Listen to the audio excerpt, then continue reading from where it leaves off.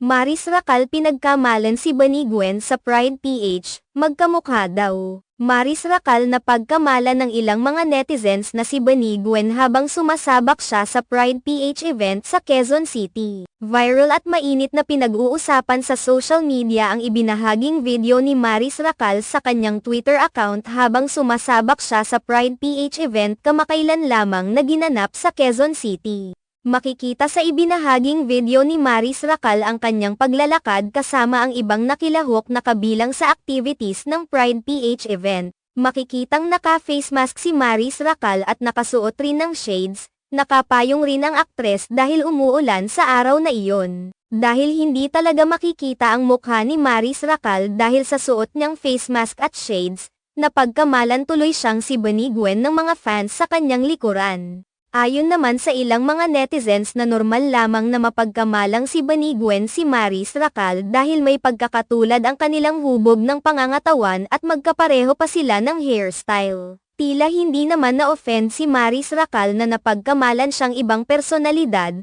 kung pagbabasehan ang pagbabahagi niya ng video. Tila proud pa umano ang aktres na mapagkamalan siyang miyembro ng Bunny. Tuwang-tuwa naman at nasisiyahan din ang mga fans ni Maris Racal at Bunny Gwen sa viral video. May mga nagsasabi pa na buti na lamang ay hindi napasayaw ng lagi si Maris Racal nang tawagin siya bilang si Bunny Gwen.